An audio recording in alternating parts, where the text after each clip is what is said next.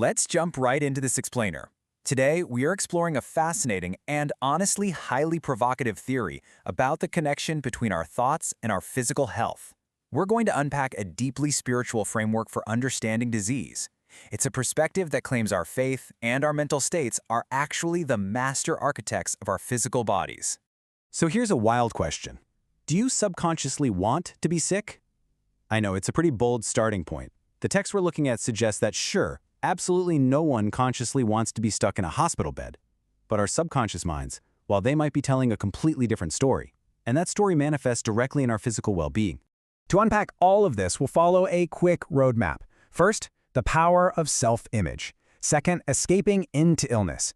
Third, faith and the immune system. Fourth, higher dimensional energy. And finally, number 5, Cantare Healing.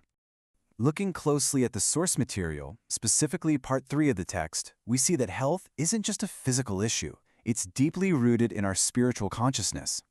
The author sets up this paradigm where modern medicine, only scratches the surface. To get true healing, they argue, you need a profound spiritual awakening. Let's start right at the foundation with Section 1, the power of self-image, or the mind as architect. The core argument here is that your body isn't just some static object. It's constantly renewing itself, almost like a biological 3D printer. And the blueprint it uses to print, that's your subconscious self-image.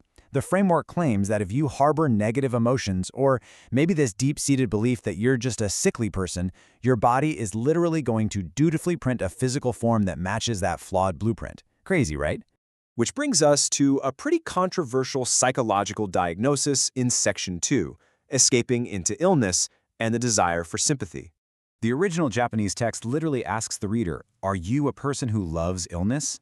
The author posits that a lot of people actually use sickness as a subconscious escape mechanism. By getting sick, they might secretly be seeking sympathy, attention, or, just a convenient excuse to avoid the crushing pressures of daily life. It really challenges the reader to take radical responsibility for their own health.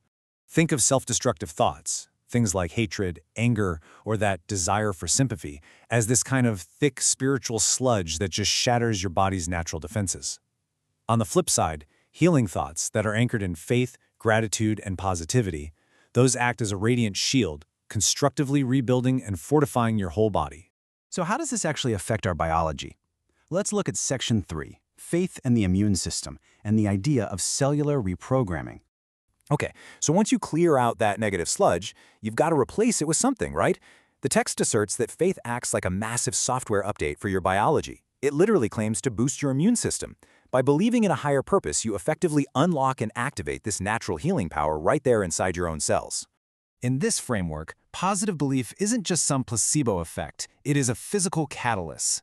The claim is that when your mind is filled with strong, faith-based thoughts, every single cell in your body is essentially weaponized to fight off disease. Yes, even severe illnesses. Now, once that negative programming is cleared out, how do we actually get our energy back? That's Section 4, higher dimensional energy, or recharging the body.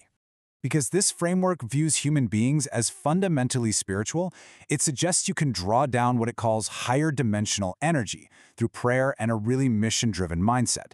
Imagine it like a literal, glowing spiritual light pouring in from above, washing away illness and rapidly recharging your biological battery so you can get back out there and fulfill your life's purpose. And this naturally leads us to the specific method the text offers to harness all this energy. Section 5. Cantare Healing, the spiritual prescription. To understand this impartially, we have to look at the teachings of happy science.